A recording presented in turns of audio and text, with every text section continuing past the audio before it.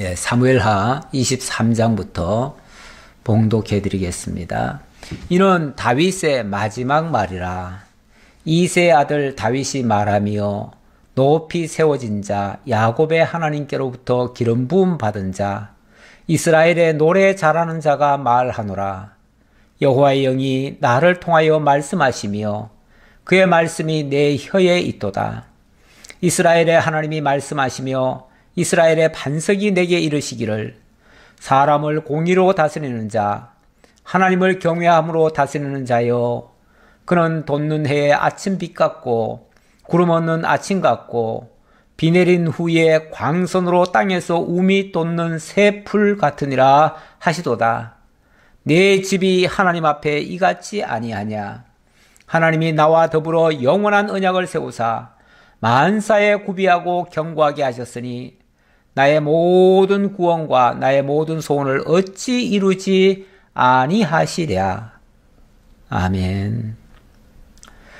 나의 모든 구원과 나의 모든 소원을 어찌 이루지 아니하시랴. 네, 하나님이 영원한 언약을 세우셨고 또 만사에 구비하고 견고하게 하셨으니 하나님께서 구원과 소원을 다 이루어 주실 것이다. 하나님의 뜻 가운데서 나의 구원과 나의 소원이 이루어질 것이다. 그런 표현이죠. 지금 이는 다윗의 마지막 말이라고 그랬습니다. 다윗의 마지막 말. 다른 말로 하면 유언적인 말이죠. 유언이라고 하는 것은 사람이 이제 이 세상을 떠나면서 남은 사람들에게 하는 말이죠. 이 유언이라고 하는 것은 평소에 하는 말보다 그 무게감이 훨씬 더 높습니다. 그래서 사람들이 평소에는 부모님의 말씀 잘 안 듣다가도 유언적인 말에는 귀를 기울입니다. 그리고 그 당부는 정말 전혀 잘못된 것이 아니라면 그거는 꼭 들어드리고 싶지요. 그래서 유언적인 말씀은 그 어느 말보다도 무게감이 있습니다. 그리고 이 유언적인 말을 한다는 것은 또 한편으로 생각하면 사람은 누구나 할 것 없이 다 죽는다는 뜻입니다. 죽으니까 유언적인 말을 하는 거죠. 아니 계속 살아있을 것 같으면은 뭐 유언 같은 게 무슨 필요가 있나요?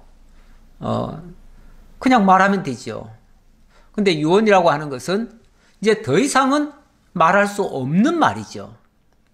다시는 할 수 없는 말. 그래서 마지막 말 이렇게 표현하는 거죠. 이는 다윗의 마지막 말이라. 마지막 말. 그 마지막 말이 어쩌면 그의 인생을 대변하는 말일 수도 있어요. 그의 신앙을 또 표현하는 말일 수도 있고요. 그의 일생토록 어떤 생각을 가지고 살았느냐도 이 유언적인 말 속에 담길 수가 있어요. 어차피 사람은 누구나 할 것 없이 다 이 세상에서 떠나가야 됩니다. 왜냐하면 한 번 죽는 것은 하나님께서 사람에게 정하신 일이래요. 그래서 누구나 할 것 없이 지금까지 한 사람도 죽음을 피한 사람은 없습니다. 모두가 다 죽을 수밖에 없습니다. 어차피 죽는 일인데 죽을 때에 어떤 생각을 가지고 어떤 말을 남기고 죽을 것인가. 기왕이면 좋은 말씀을 남겨야겠죠. 남에게 유익한 말을 남겨야겠죠. 교훈적이고 또 남에게 매우 정말 살이 되고 피가 되는 그런 말씀을 남겨야 되겠죠.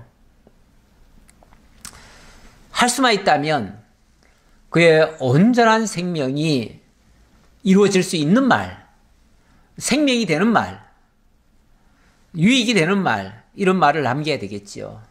그런 말을 남기려면 사실은 정신이 말짱할 때 남기면 좋습니다. 그래서 저는 그런 생각을 해봤습니다. 정신이 좋을 때, 그때 유언을 좀 써놔야겠다. 물론 저는 아직까지는 써놓지 않았습니다만은 써놔야 되겠다라는 생각을 몇 번 했는데 아직 제가 실천은 못했습니다만은 정말 나이 늙고 병들고 또 몸이 쇠약해지고 그래서 정신이 왔다 갔다 하고 이렇게 되면 누구나 나이 들면 다 그렇게 되거든요. 아무래도 총명함이 좀 떨어지죠. 떨어지는데 그때 가서 뭐 좋은 말을 남기려고 해도 뭐 생각이 잘 안 날 수도 있죠. 그때 되면은 제정신이 아닐 수도 있습니다. 그래서 기왕 남기는 말이라면 정신이 있을 때 좀 내가 좀 건강할 때 그때 어차피 갈 거니까요. 어차피 우리는 언젠가는 가야 되니까 가기 전에 미리 써놓고 내가 나중에 직접 말할 기회가 되면 말하고 만약의 경우 뭐 직접 말할 기회가 안 되면 그 써놓은 거 보도록 하면 되잖아요. 그렇게 하면 아버지가 어머니가 내게 이런 생각을 가지고 나를 교훈하려 하셨구나. 내 삶이 이렇게 되기를 바라시는구나. 후손들이 이렇게 되기를 바라시는구나. 그래서 뭐 전혀 엉뚱한 것만 아니라면 그것은 꼭 지키려고 아마 애를 써줄 겁니다. 힘써줄 겁니다. 그래서 이 유언을 남긴다는 거 매우 소중합니다. 우리가 뭐 죽지 않을 인생이면은 남길 필요가 없어요. 그런데 어차피 다 가야 될 인생이니까요. 하나님이 때가 되면 부르십니다. 하나님의 부르시면은 어느 누구도 어느 영웅 호걸도 피할 수가 없습니다. 어쩔 수가 없어요. 물론 떠나보내는 가족들이나 자녀들은 정말 가슴 아프지요. 함께 지내면서 못다한 효도도 좀 하고 이렇게 했으면 좋겠지만 그러나 사실은 부모들은 기다려주지 않습니다. 하나님이 기다려만 주지 않으셔요. 하나님은 때가 되면 다 불러가십니다. 그래서 하나님 부르시기 전에 다윗처럼 이렇게 마지막 말을 남겨놓는 것이 저는 좋겠다라는 생각이 듭니다. 그렇게 남겨놓은 그 말은 그 자녀들에게 길이길이 유언적인 말이 되고 자녀들이 그 말씀에 명심하게 될 거니까요. 자, 무슨 말을 하는가? 이새의 아들 다윗이 말하며 높이 세워진 자 야곱의 하나님께로부터 기름 부음 받은 자 이스라엘의 노래 잘하는 자가 말하노라. 뭐 자기를 자랑하는 말인가요? 하나님이 나 높여주셨다. 야곱의 하나님께로부터 기름 부음 받았다. 노래 잘하는 자다. 이렇게 자기를 칭하는데 이건 자기 자랑하는 게 아니고요. 자기가 사실은 얼마나 연약한 자였고 부족한 자였고 어린 자였습니까? 사실 다윗 개인적으로 보면요. 그렇게 태어나면서부터 정말 복덩어리 같은 그런 사람은 아니에요. 그 가족들도 그 다윗을 그다지 높이지 않았었어요. 다윗은 2세 아들 가운데 8번째 막내둥인데 제일 왜소하고요. 신체적으로 제일 약했어요. 그리고 제일 어리고 다른 형제들은 다 커가지고 장군이 돼가지고 전쟁터에 나가서 용감하게 싸우고 승리를 거두고 이렇게 하는 때에 다윗은 들판에 나가서 양을 치는 목동 노릇을 했습니다. 그러니까 다른 사람들에 비해서는 형편없이 좀 부족함이 있었죠. 오죽하면은 나중에 하나님께서 이새의 집에 가서 그 아들 가운데 왕을 기름 부어 세우자라고 말씀하셔서 사무엘이 왔더니 너희 아들들 다 데려와라 그랬더니 이새가 그 형들 7을 데려다 놓고 다 왔다는 식으로 얘기했지요. 그런데 하나님께서 다 아니라고 하시잖아요. 그래서 사무엘이 나중에 아들 더 없느냐 그러니까 예, 하나 있기는 한데 뭐 걔는 아직 어리고요. 저 들판에서 지금 양치는 아이입니다. 뭐 걔는 뭐 선지자님께서 찾을 만한 그런 사람이 못 됩니다. 그 말 하는 거 보면 다윗은 부모에게도 인정을 별로 못 받았던 사람이에요.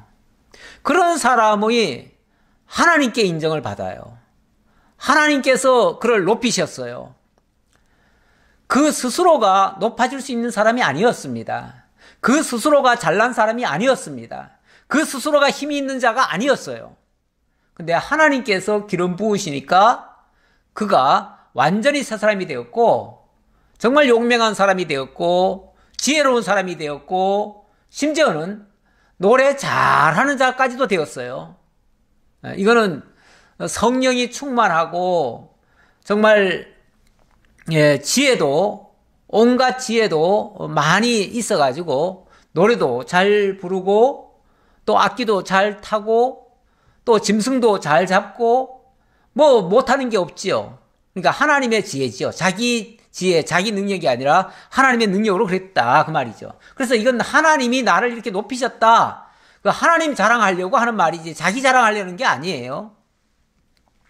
그러면서 2절에 여호와의 영이 나를 통하여 말씀하시며 그의 말씀이 내 혀에 있도다. 보세요. 다윗이 자기 스스로가 지혜롭고 똑똑해서 그런 일을 많이 한 게 아니고 하나님의 영이 자기에게 와서 자기를 통하여 그 말씀을 선포하게 만들고 또 증거하게 만들고 역사하게 만들었다. 그러니까 나의 말과 나의 행동과 나의 모든 것은 하나님의 은혜다. 이제 그 얘기하는 거죠. 하나님이 주신 능력이다. 예. 그러면서 이스라엘의 하나님이 말씀하시며 이스라엘의 반석이 내게 이르시기를 사람을 공의로 다스리시는 자 하나님을 경외함으로 다스리는 자요. 예, 보세요. 이 모든 일을 그분이 하신 것입니다. 그 얘기죠. 이스라엘의 반석이신 하나님이 내게 말씀하시고 나를 이끌어서 공의로운 일에 하나님이 경외하는 일에 쓰셨다 그 말이에요. 그러니까 내가 잘한 게 아니고 하나님이 나를 그렇게 써주셨다. 거기에 대해서 찬양을 하는 거지요.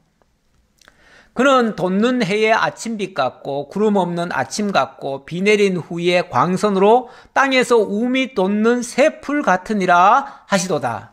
그 하나님의 능력, 그 하나님의 영광, 그 하나님의 역사 섭리들이 정말 이렇게 신선하고 놀랍고 새롭고 많은 역사를 일으키는 일들이더라. 그 얘기죠.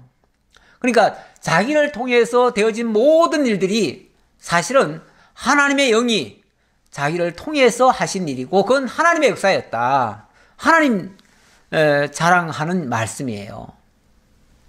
그러면서 내 집이 여호와 앞에 이같이 아니하냐. 하나님이 나로 더불어 영원한 언약을 세우사 만사에 구비하고 견고하게 하셨으니 나의 모든 구원과 나의 모든 소원을 어찌 이루지 아니하시랴. 예. 어찌 이루지 아니하시랴. 하나님이 하실 거다 그 말이죠. 하나님이 하실 거다. 어떻게 하셨으니까요? 하나님이 나와 더불어 영원한 언약을 세우셨기 때문에 뿐만 아니라 그 언약을 이루시기 위해서 만사에 구비하고 견고하게 하셨기 때문에 당연히 그 하나님의 계획대로 하나님의 뜻대로 내가 구원을 받고 또 하나님께서 나를 통해서 하고자 하시는 일들이 다 이루어질 것이다 그 말이죠. 하나님이 준비하시고 하나님이 언약하시고 하나님이 계획하셨으니까 결국 나를 통해서 그 모든 역사가 다 이루어졌고 앞으로도 다 이루어질 것이다 그 말이죠. 그래서 하나님이 하신 일에 대한 찬양이고, 그렇게 하신 하나님이 정말 신실하신 언약대로 이루시는 여호와라는 것을 찬양하는 내용이 되겠습니다. 그러면서 6절, 그러나 사악한 자는 다 내버려질 가시나무 같으니 이는 손으로 잡을 수 없음이로다. 이렇게 하나님의 언약에 참여한 자는 이 정말 하나님의 그 큰 은혜 속에 잠기게 되고 하나님의 능력을 맛보게 되고 하나님의 영광을 찬양하게 되는데, 그러나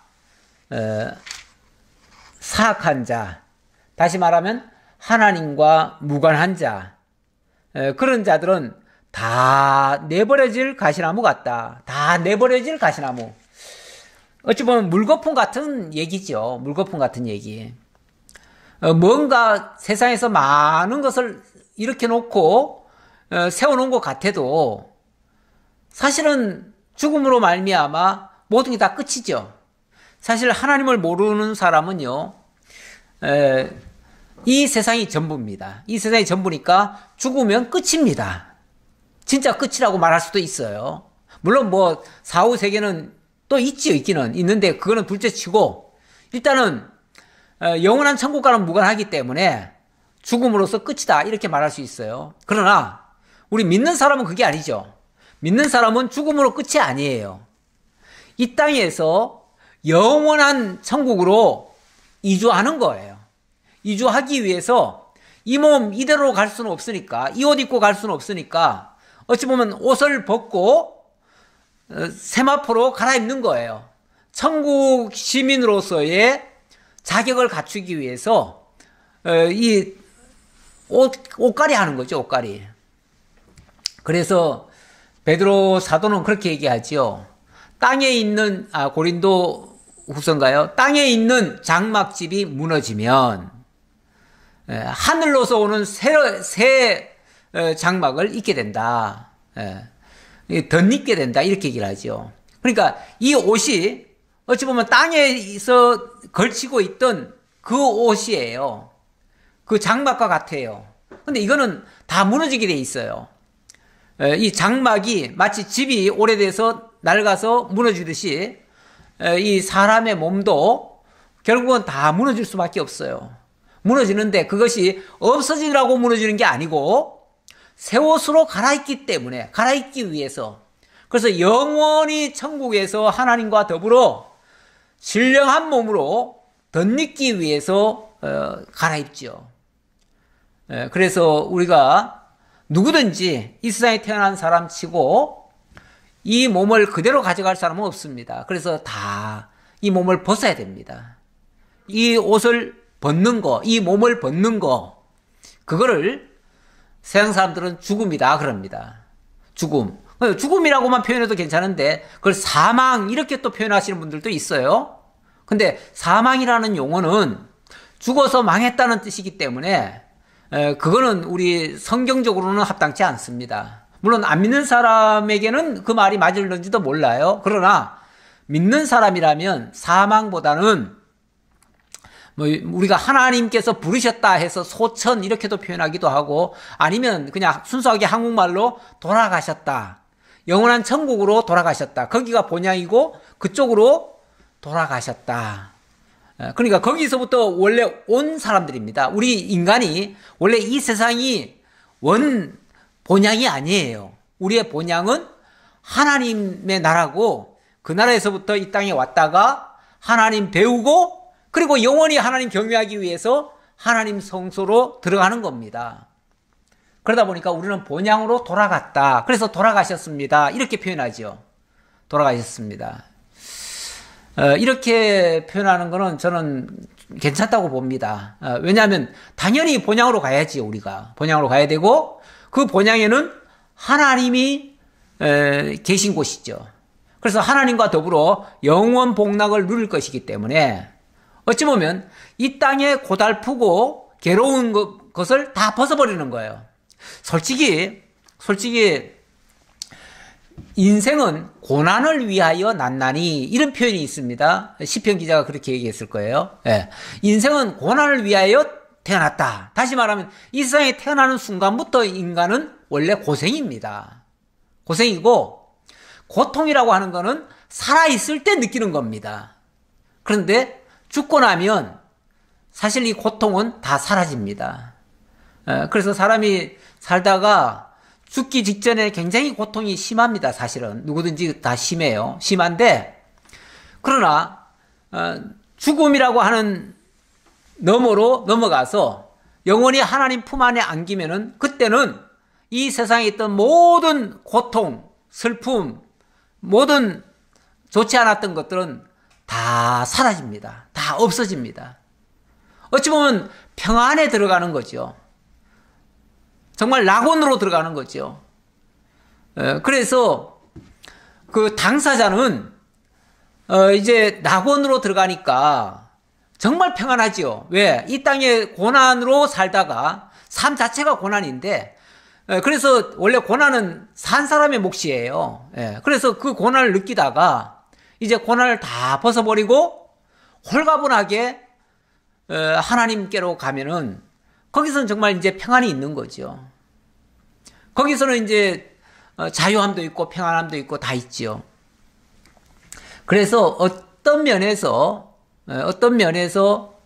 죽은 자는 평안으로 들어갔는데 이 땅에서 살아있는 자들이 또 있죠. 유가족들이 있잖아요. 유가족들은 사실 또 고통스럽죠. 왜냐하면 그 사랑하는 가족, 부모, 형제들이 사실은 그 인간적인 정에 같이 이렇게 매여 있다가 그 정에서부터 떨어져 나가야 되니까요. 그때 아픔이 굉장히 강합니다. 그래서 살아있는 자는 그 고통을 많이 느낍니다. 그래서 사실은 살아있는 자를 많이 위로해 줘야 됩니다. 돌아가신 분은 이미 하나님의 품 안에 안겼기 때문에 우리 성경적으로 표현하면 아브라함의 품에 안겼다 그렇게 표현하죠. 아브라함의 품에 안겼다는 표현이 얼마나 포근한 말입니까? 이 세상 그 많은 고통, 그래서 나사로가 이 세상에서는 고달팠었는데 아브라함의 품에 안기면서 정말 거기는 천국을 누리는 거죠. 그렇게 됐었다라는 것이 예수님의 비유 속에도 나옵니다. 그런데 이제 문제는 땅에 남아있는 자들은 굉장히 고달프죠. 굉장히 고통이죠. 그 정이라고 하는 게 있었기 때문에 그 정을 끊기가 쉽질 않아요. 그래서 그 정이 한참 동안 가지요. 그것 때문에 오랫동안 눈물을 짓게 되는데 그래서 우리가 문상을 가든지 하면은 유가족들에게 많은 위로를 해줘야 됩니다. 유가족들이 이런 죽음의 의미, 영원한 천국에 대한 소망 이런 것들을 갖고 정말 천국에서 만나보기를 바라면서 새 힘을 얻어야죠. 새 힘을 얻고 그리고 오늘 다윗의 말처럼 나도 하나님 안에서 정말 멋지게 살다가 떠날 때는 다윗처럼 이렇게 유언을 잘 남겨놓고 그렇게 가야겠다라는 이런 의지를 갖는 것도 좋지요.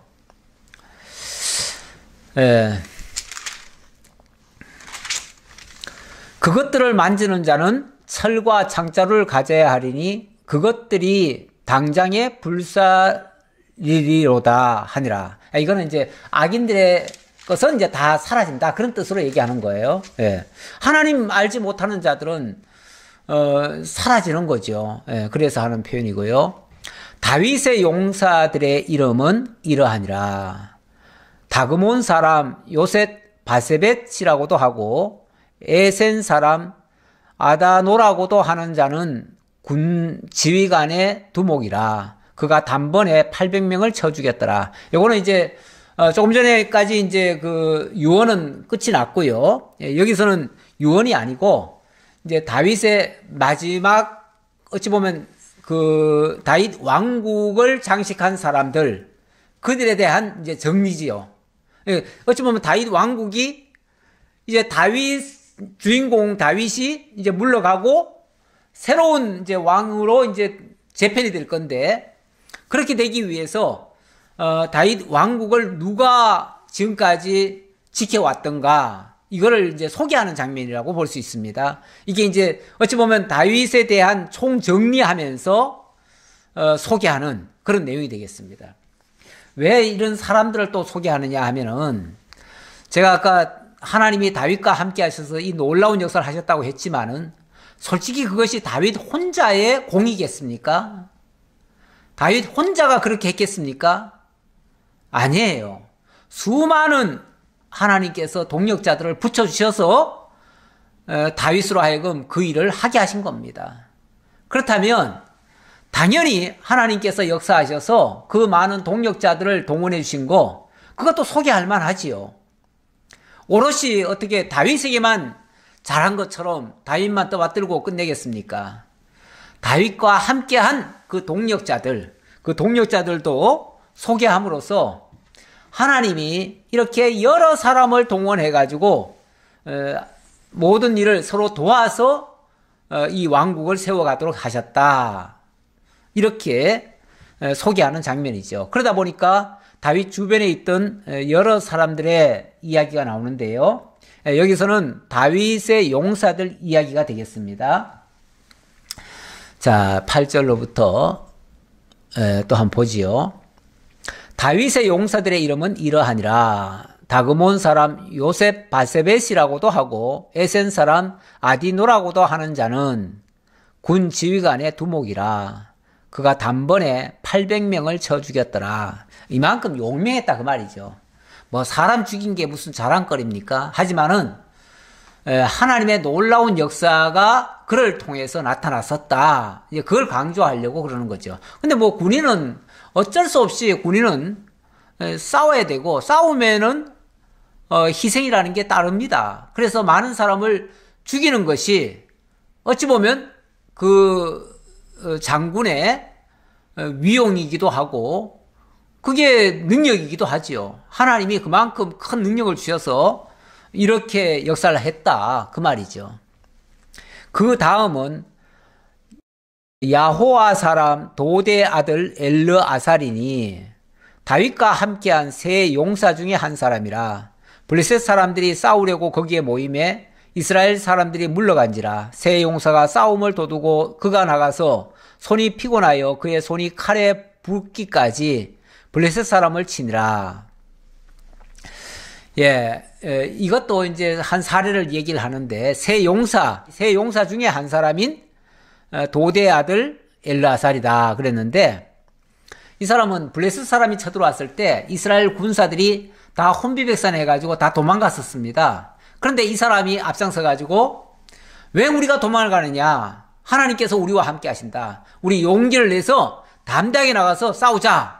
이렇게 해서 그들이, 이 세 용사가 싸움을 돋웠대요.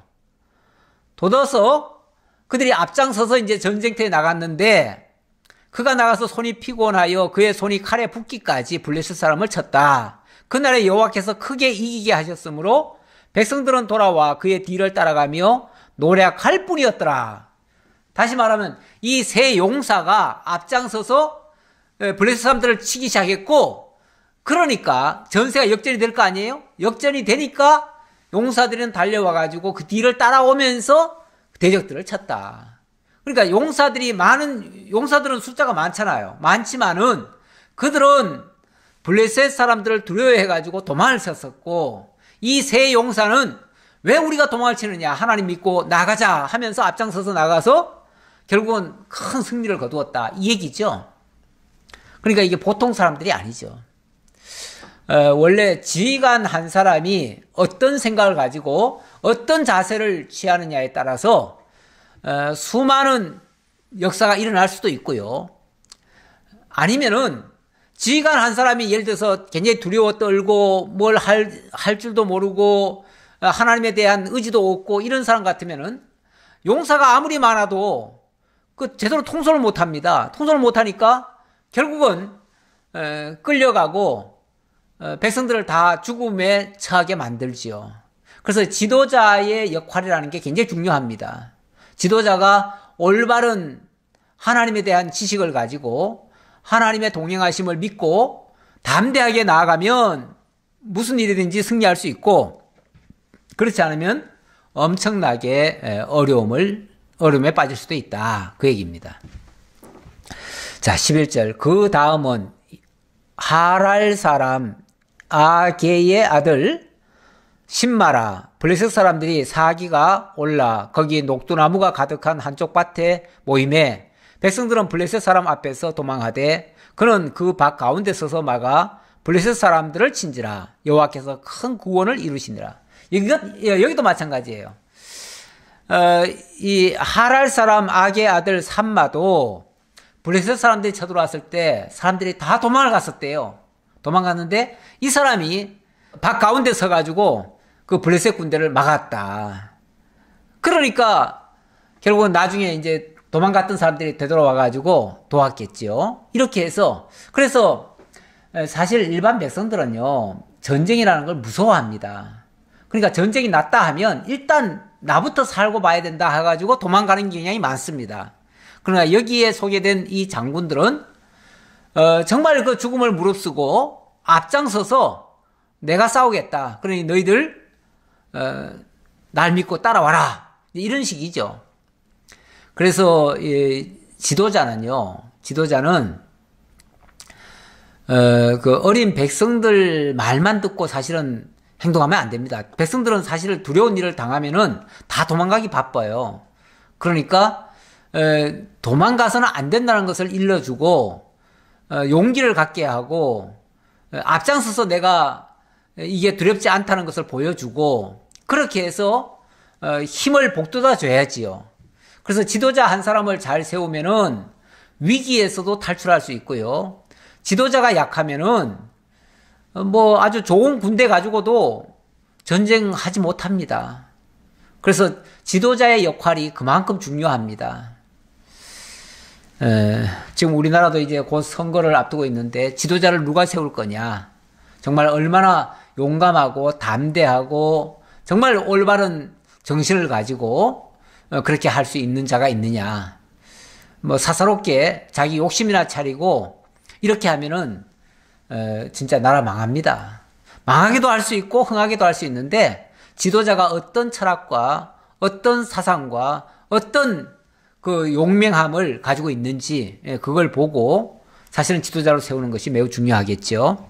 자, 그 다음 13절부터는 이번에는 이제 앞에서는 아주 제일 두목급의 사람들 세 사람을 소개한 거고요. 세 용사를 얘기했고 이번에는 30두목. 그 이제 어찌 보면 중간에서 역할을 하는 사람이겠죠. 지도자들도 최고 지도자가 있고 또 중간 지도자도 있지요. 예. 특히 군대 같은 경우는 그 서열이라는 게 분명히 있습니다. 그래서 그 군대 지휘관이 누구냐에 따라서 굉장히 잘할 수도 있고 못할 수도 있는데 여기서는 30두목을 얘기하는 겁니다.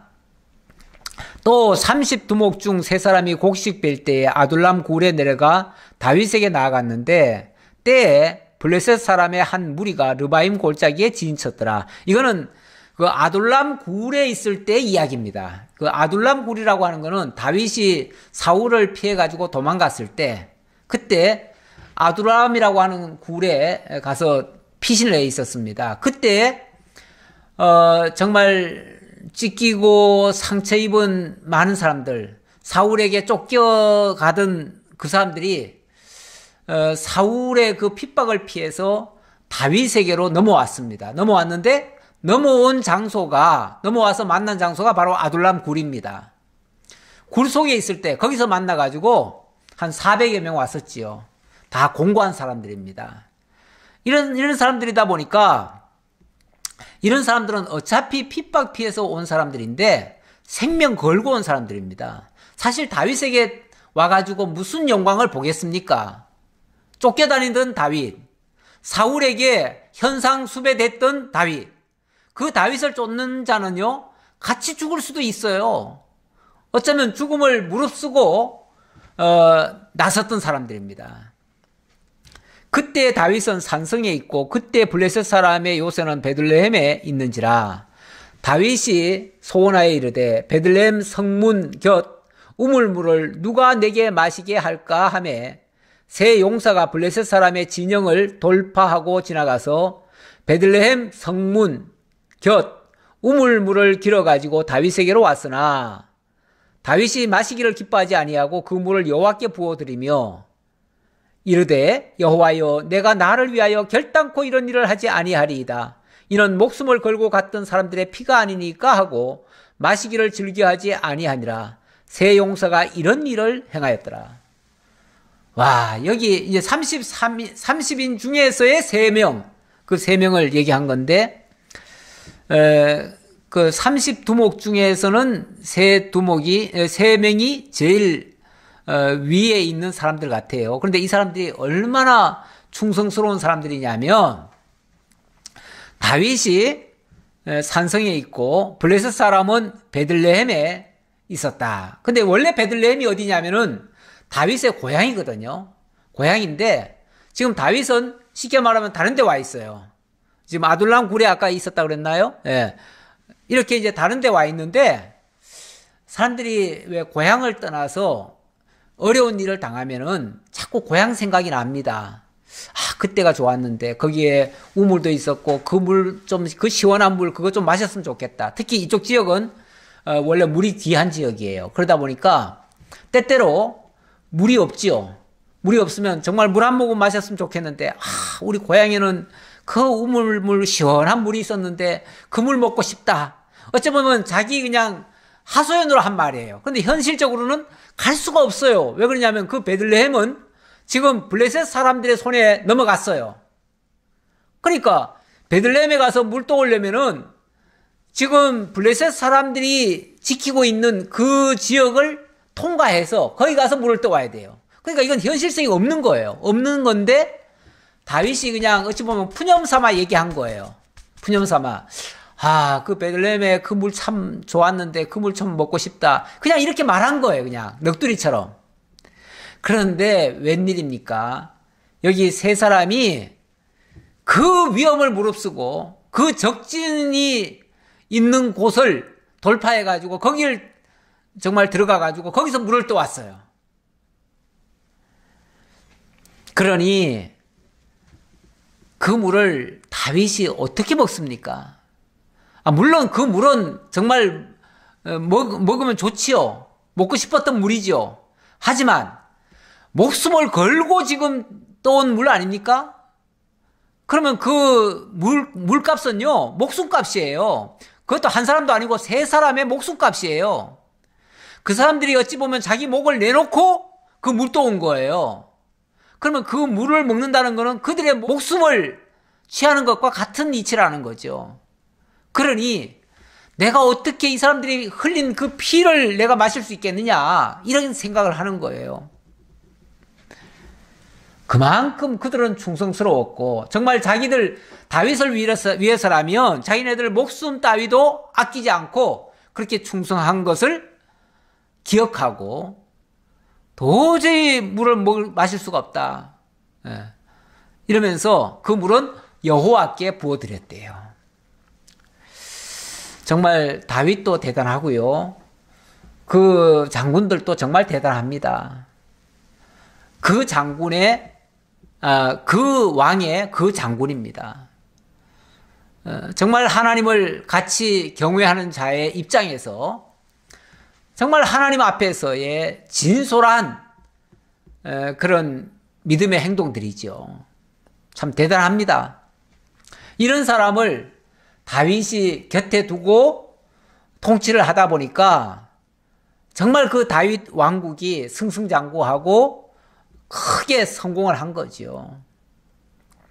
사실 왕을 계속해서 괴롭히고 계속 대적하고 계속 반대 놓고 뭐 하려는 일마다 그냥 못하게 하고 그러면은 무슨 수로 다윗은들 그 일을 하겠습니까? 못하지요.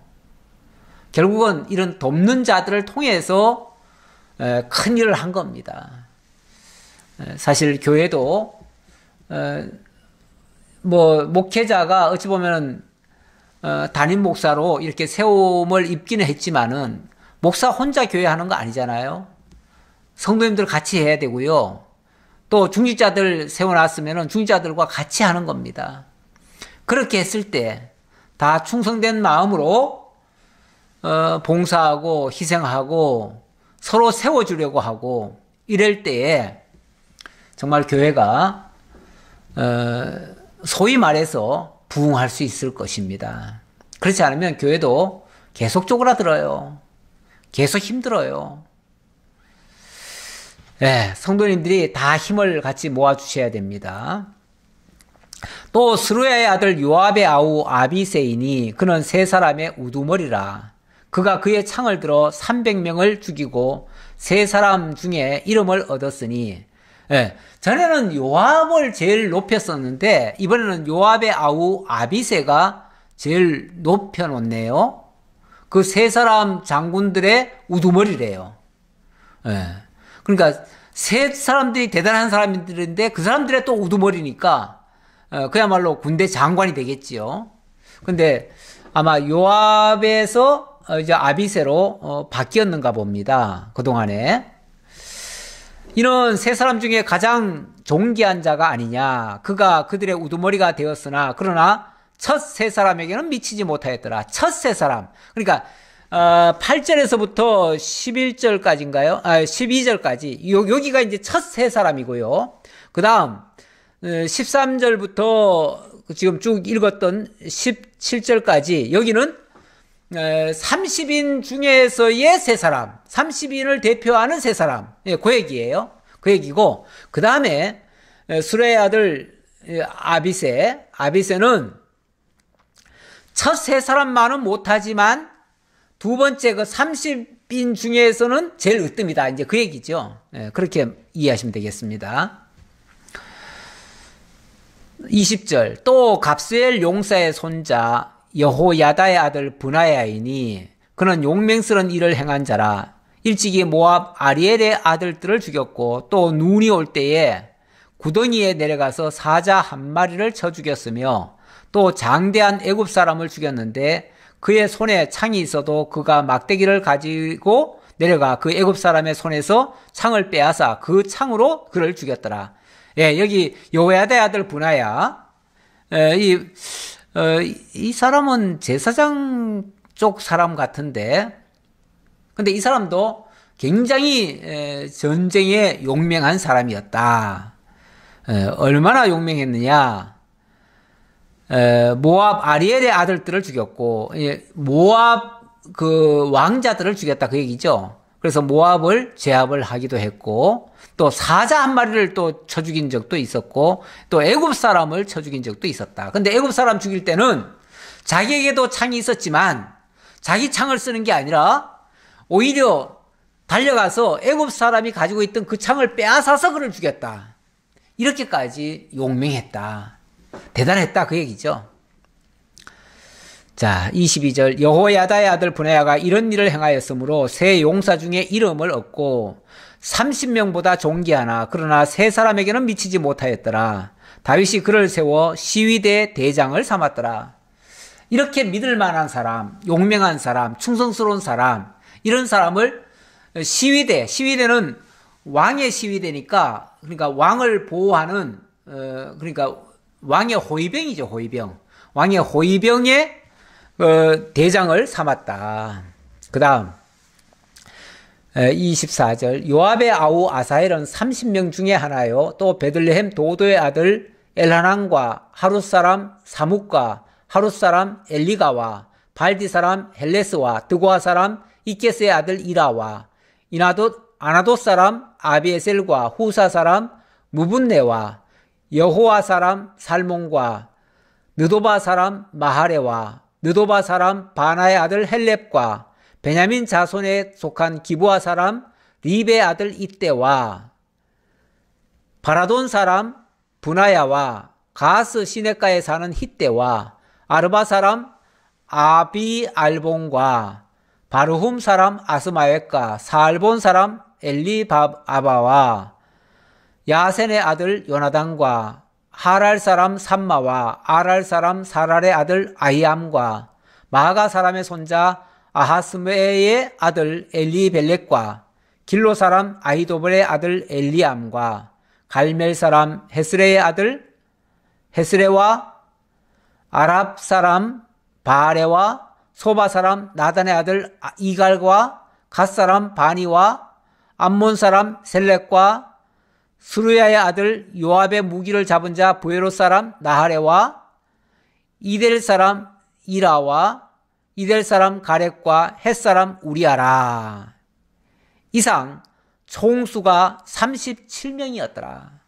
총수가 37명이었더라. 그러니까 처음에 뭐 3명, 그 다음에 또 뭐 3명, 그 다음에 또 1명, 그리고 30명. 아마 이렇게 해가지고 37명인가 봐요. 예. 30명에다가 3명, 3명, 1명. 이렇게 하니까 이제 37명이 된 것 같은데, 제가 좀 길게 읽었죠?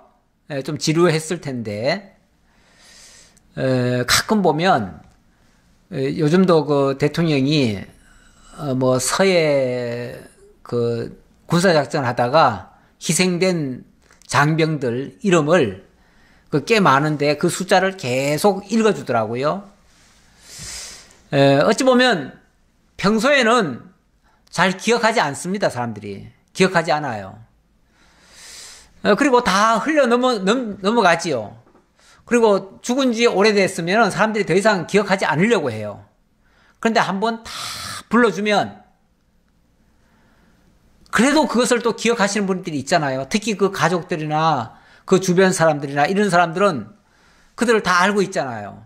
여기 보면 뭐 이미 죽은 사람도 있어요. 뭐 아까 햇사람 우리아 같은 경우도 이미 죽은 사람이죠. 죽은 사람이지만 다 열거합니다. 그러니까 다윗 곁에 있으면서 이렇게 용맹스럽게 충성스럽게 끝까지 다 충성한 사람들. 지금 여기 열거한 37명은 전부 다 충성한 사람들입니다. 이렇게 충성한 사람들 때문에 다윗 왕국이 견고했고 그로 말미암아 하나님의 영광이 나타났고 하나님의 역사가 크게 일어나서 결국 다윗 왕국이 성공을 한 거 아닙니까? 다윗 혼자의 공이 아니에요. 물론 다윗에게 하나님의 성령이 함께 하시고 그를 놀랍게 쓰신 건 틀림없어요. 하지만 다윗 혼자 그것을 영광을 얻을 일이 아닙니다. 많은 충성스러운 37명의 그런 용사들이 다윗과 함께 하면서 일구어낸 그런 업적들입니다. 때때로 아까 그 3명 같은 경우는 목숨 내걸고 그 다윗이 물 먹고 싶다고 하니까 베들레헴까지 물까지 떠온 사람 아닙니까? 우리가 하찮게 여기지만 그 하찮은 일까지도 정말 목숨 걸고 생명 다해서까지 충성하는 이 모습. 사실 오늘날도 우리가 지금 하나님께서 각 지교회들을 세우고 그 지교회들을 통해서 하나님의 영광을 받으시고 지교회를 통해서 생명의 역사가 퍼져나가게 하시는데 여기에도 이런 충성스러운 일꾼들이 사실은 필요합니다. 이런 일꾼들이 없다면은 지역교회들도 다 무너집니다. 아니 희생 없는 일이 어찌 되겠습니까? 당연히 목회자도 희생해야 되고요. 중직자들도 희생하셔야 되고요. 또 다른 모든 성도들도 같이 협력을 하셔야 됩니다. 그렇게 했을 때 정말 교회도 부흥하고 성도들이 평안하고 그 안에서 참된 생명의 역사가 무럭무럭 자라나고 놀라운 하나님의 영광을 거두시는 일이 만들어질 겁니다. 우리 하나님께서 다윗을 통해 이 지상에 있는 모든 교회가 이렇게 되기를 바라서 다윗을 통해서 마지막 말, 다시 말하면 유언을 하게 하신 말씀입니다. 그리고 마지막 총정리를 하는 장면이었습니다. 참으로 놀랍습니다. 하나님이 함께 하신 일 참으로 놀랍습니다. 그 많은 영광 발견하고 하나님 찬양하는 우리 모두가 되었으면 좋겠습니다. 아버지 하나님 감사합니다. 하나님의 하신 일 새겨보면 감사하지 않은 일이 없습니다. 또 놀라우지 않은 일도 없습니다. 사람은 할 수 없다고 할 일을 하나님은 다 하게 하셨습니다. 그것도 충성스러운 일꾼들을 통해서 때로는 목숨을 걸고 정말 충성을 했습니다. 인간 다윗에게 충성한 것이 아니라 하나님을 위하여, 하나님의 영광을 위하여, 하나님의 나라를 위하여 이렇게 충성을 한 줄 저희들 믿습니다. 아버지 하나님, 하나님 오늘 우리에게도 이러한 기회를 주시고 이러한 선한 일에 참여케 하시려고 지교회들을 세우시고 지교회를 통해서 하나님의 선한 일에 동참하게 하시고 또 희생하게 하시고 헌신하게 하셨습니다. 저희들 가식 없는 믿음으로 정말 하나님만 바라보면서 천국 소망하면서 이 땅에서 주어진 일 최선을 다해서 충성을 다하는 저희 모두가 되게 하옵소서. 그리하여 늘 하나님의 영광을 찬양드리고 또 하나님의 놀라운 은혜를 저희들이 깨닫고 그 은혜의 영광 찬양하며 기쁨으로 살아갈 수 있는, 승리하며 살아갈 수 있는 저희 모두가 되게 하옵소서. 이 시간 함께 참여하고 싶지만 또 여러 가지 어려운 일로 인해서 지금 근심하고 걱정하고 또 가족의 아픔 때문에 너무너무 슬퍼하고 있는 우리 성도들도 있습니다. 주님께서 위로하시고 또 담대한 믿음으로 이겨가게 하시고 승리하게 하시고 정말 하나님 영접함으로 말미암아 모든 이 땅에 있는 모든 고난, 슬픔 다 떨쳐버리고 영원한 천국의 소망 가지고 기쁨으로 정말 하나님 만나는 저희 모두가 되게 하옵소서. 모든 걸 감사드렸고 예수님 이름으로 기도하옵나이다. 아멘.